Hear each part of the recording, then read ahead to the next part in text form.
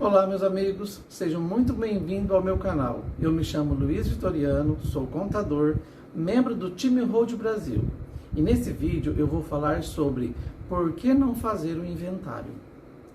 Bom, o processo de inventário é previsto no nosso ordenamento jurídico, na nossa legislação civil do nosso país, como aquele processo que é utilizado quando há necessidade de se promover a sucessão, quando há o falecimento de alguém.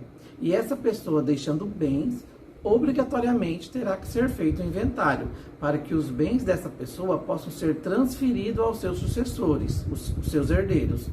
Que eu já falei em outro vídeo quais são os herdeiros e a linha de sucessão que deve ser obedecida quando da inexistência dos herdeiros mais próximos. Então, esse seria o processo de inventário.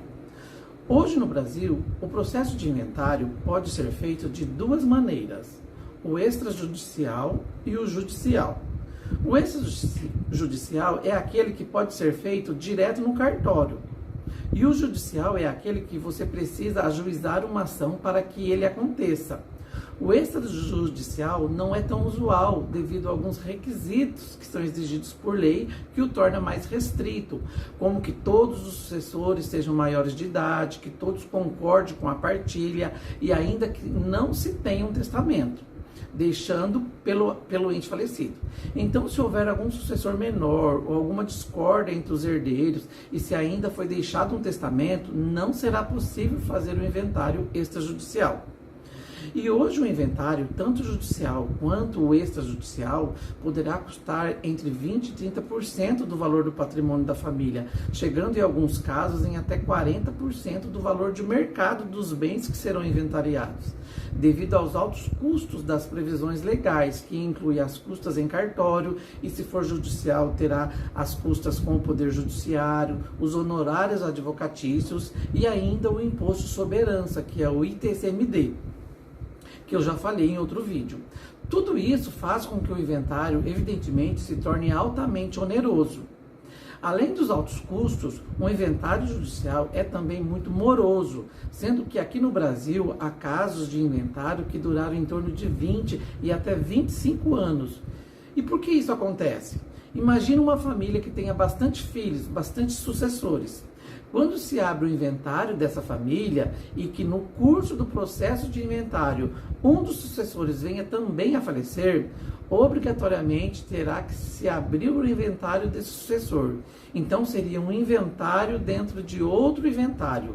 E o inventário judicial é muito burocrático, pois a justiça busca realmente fazer a justiça, citando todos os herdeiros, procedimentos que se faz necessário, e isso consome anos para que se conclua esse inventário.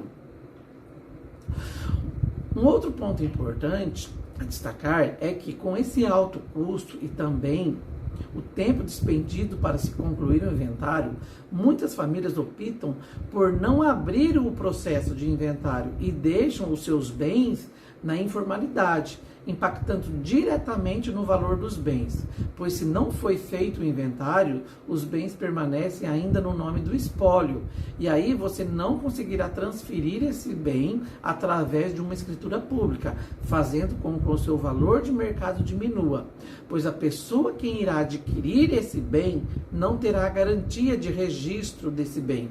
Sendo assim, o comprador deverá buscar outros mecanismos jurídicos para registrar esse bem, o que gerará para ele outros custos, custos esses que serão deduzidos do valor do bem adquirido. Uma outra opção que algumas famílias tomam relacionada ao inventário é que muitas vezes a família não tem dinheiro, o valor necessário para custear o inventário. E ambos os processos de inventário, tanto o judicial quanto o extrajudicial, por lei, devem ser iniciados em até 60 dias após a ocorrência do óbito. E devido a esse curto prazo de abertura do inventário, muitas famílias optam por vender o próprio patrimônio a ser inventariado com um deságio, para que possam custear esse inventário.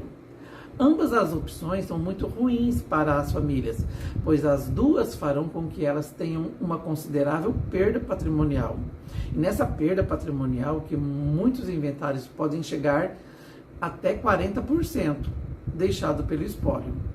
Agora vejam bem, o inventário é o melhor caminho para se fazer a sucessão dos bens da família? Eu posso te garantir que não é. Hoje existem sistemas de planejamento sucessório que evitam o inventário e muito mais eficazes que o inventário para se fazer a sucessão dos bens da família. Esses mecanismos são legais, previstos em leis e que são eficientes na transmissão do patrimônio e que ainda trará uma enorme eficiência tributária, que poderão economizar em até 90% dos custos em relação ao inventário. Sem contar com a proteção patrimonial que você terá com todos os institutos atrelados a esse mecanismo ou sistema de planejamento. No vídeo de hoje seria isso. Se você ficou com alguma dúvida, pode colocar aqui embaixo nos comentários que eu te respondo. Não esqueça de deixar o seu like, se inscreva no meu canal e compartilhe para os seus amigos. Até um próximo vídeo. Um grande abraço.